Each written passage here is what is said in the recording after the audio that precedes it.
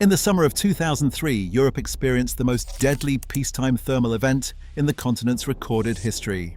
Temperatures across France, Spain, Italy, Portugal, and Germany exceeded 104 degrees Fahrenheit for sustained periods that the building stock of those countries had never been designed to manage. 70,000 people died.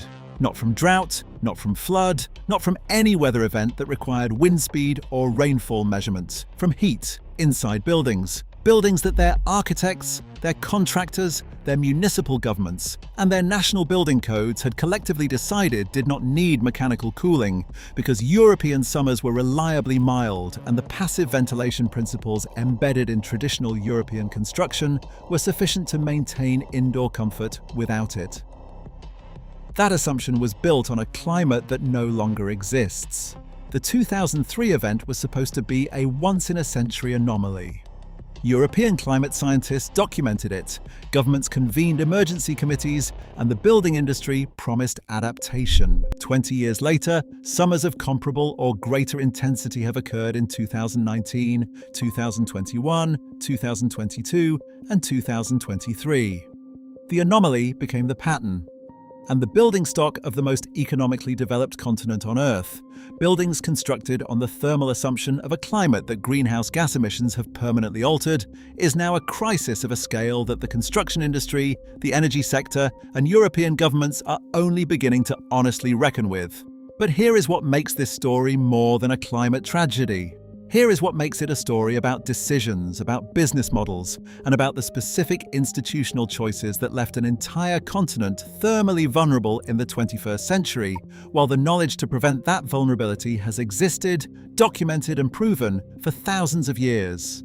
This is the story of why European homes have no air conditioning, why the summers that assumption was built on are gone forever, and why the solution the building industry is now selling to fix the problem it helped create is the most expensive possible answer to a question that architecture already knew how to answer for free.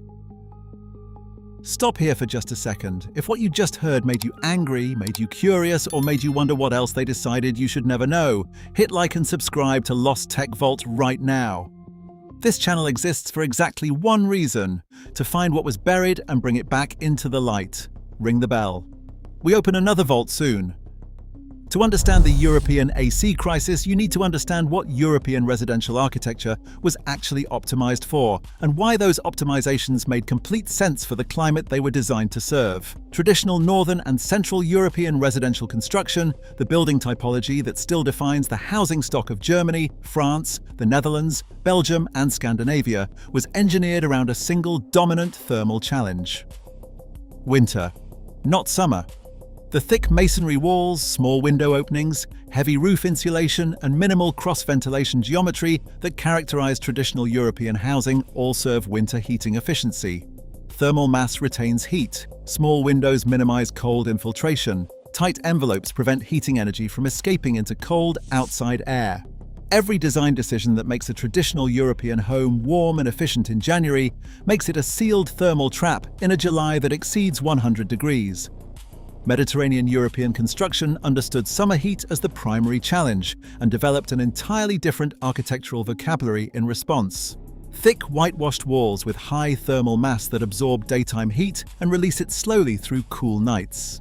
Internal courtyard geometry that creates thermosiphon-driven airflow.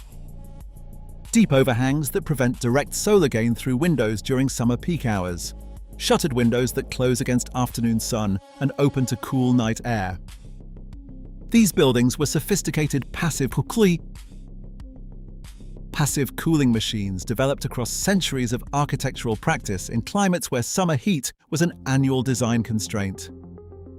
The critical difference is that Mediterranean architecture treated summer comfort as a primary engineering problem and solved it through geometry and material selection. Northern European architecture treated summer as an afterthought because the climate did not historically require it to do otherwise. That historical luxury is now gone. The 2003 heat crisis revealed something that European governments and building industries found deeply uncomfortable to acknowledge: the passive cooling strategies embedded in Mediterranean vernacular architecture, strategies that kept buildings comfortable through generations of Southern European summers at zero operating cost, had never been transferred into the building codes, contractor training programs, or architectural school curricula of Northern and Central Europe, because Northern and Central European summers had never historically required them. The knowledge existed. It was not hidden or suppressed in the way that other technologies on this channel have been deliberately buried. It was simply never considered relevant. Courtyard geometry, thermal mass orientation, deep overhangs, and night ventilation flushing were understood as regional Mediterranean solutions to regional Mediterranean problems that did not apply above the 45th parallel. Climate change dissolved that geographic distinction in approximately 3 decades. What followed the 2003 catastrophe was not a serious reckoning with passive cooling principles that could have been integrated into building renovation programs at relatively modest cost.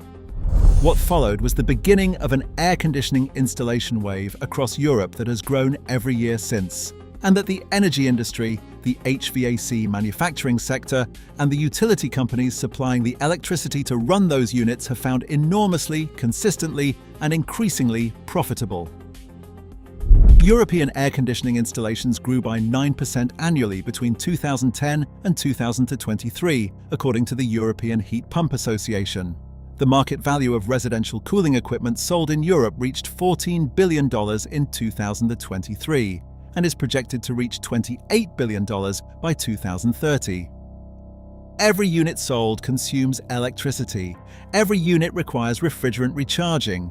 Every unit needs periodic maintenance from a certified technician. Every unit needs replacement on a 12 to 15-year cycle that the manufacturer designs into the product from the first day of engineering. What does not generate any of that revenue is deep window overhangs installed during a renovation, or external shutters, or strategic tree planting on southern and western exposures, or thermal mass improvements, or night ventilation protocols that flush accumulated daytime heat from building mass in the cooling hours between midnight and sunrise. The same technique that Mediterranean builders embedded into their architecture centuries before the first electric motor existed. The numbers that define this crisis are worth stating plainly because they illuminate exactly whose interests are being served by the solution being promoted. A residential split-system air conditioner costs between $1,500 and $4,000 installed in a European home. It consumes between 1,000 and 3,500 watts of electricity continuously during operation. On a 38-degree day in Paris, that unit runs for 8 to 12 hours. The electricity consumption of a single hot day across a city of 2 million homes overwhelms grid infrastructure that was never designed to carry simultaneous peak cooling load, because until recently, European grids did not need to carry it.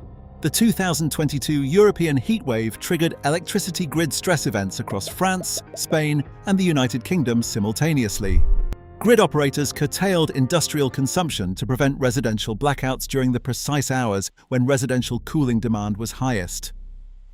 Air conditioning installed at scale in a building stock not designed for it, powered by a grid not sized for it, in a climate that is delivering peak temperatures 15 to 20 degrees above what that building stock was designed to manage, does not solve the thermal vulnerability problem. It transfers it from the building to the grid while generating $28 billion in equipment revenue for the manufacturers selling the transfer, the passive cooling architecture that would actually solve the problem permanently, including overhangs, shutters, thermal mass, courtyard geometry, and night ventilation, costs a fraction of mechanical cooling installation, consumes zero electricity, requires zero maintenance contracts, and generates zero recurring revenue for any corporation currently projecting double-digit growth from European cooling market expansion. I want to be direct with you because this crisis deserves precision alongside its anger. Mechanical cooling in Europe is not entirely avoidable in the near term. Hospitals, care homes, server facilities, and specific residential populations, elderly people, infants, those with respiratory conditions, require guaranteed cooling that passive architecture alone cannot reliably deliver during extreme events. The 70,000 deaths in 2003 were concentrated in exactly these populations, and that mortality reality demands solutions that work unconditionally, not solutions that work well under average conditions. But for the core building stock problem, hundreds of millions of residential and commercial buildings that are becoming thermally uninhabitable during summers that will grow more intense every decade, the mechanical cooling wave now sweeping Europe is the most expensive, most grid-stressing, most carbon-intensive, and most profitable for manufacturers answer to a question that architectural knowledge accumulated across Mediterranean centuries already answered without electricity, without refrigerant, and without a service contract. 70,000 people died in European buildings during the summer of 2003. The buildings that killed them were not poorly constructed, they were expertly constructed for a climate that greenhouse gas emissions had already begun to permanently alter. The passive cooling knowledge that would have protected those buildings existed in Mediterranean architectural tradition for centuries. It existed in documented building science research. It existed in the thermosiphon ventilation principles that Victorian engineers deployed in buildings that still outperform modern sealed envelopes in summer thermal management today. What did not exist was a business model for selling it. The $28 billion European cooling market that has grown from that crisis is not the solution to a problem that architecture failed to solve. It is the profit extracted from a problem that architecture already knew how to solve, and that the building industry, the energy sector, and the HVAC manufacturers who now project double-digit European market growth had every financial reason to ensure remained unsolved until the climate made it unavoidable. The shutters are still available, the overhang geometry is still calculable, the night ventilation principles are still documented. The Mediterranean architectural tradition that kept buildings comfortable through generations of southern European summers at zero operating cost is still studied in every serious architecture school on the continent. It just does not generate $28 billion in equipment sales. And in the industry currently projecting that number, that is the only metric that has ever determined what gets built and what gets forgotten. Subscribe to Lost Tech Vault. Share this with someone in Europe paying to cool a building with electricity that passive architecture would have kept comfortable for free. The next vault opens soon, and what is inside it is heavier than this one.